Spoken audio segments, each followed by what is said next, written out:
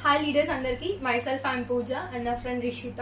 తను ఒక 2 to 3 years నుంచి రెగ్యులర్గా బాగా సివియర్గా ఈ థైరాయిడ్ ఇంకా పీసీఓడి నుంచి బాగా సఫర్ అయింది. తను బయట మెడిసిన్స్ చాలా వాడింది, బీభత్సంగా యూజ్ చేసింది. బట్ ఎట్లాంటి క్యూర్ అనేది లేదు ఆ మెడిసిన్స్ వల్ల.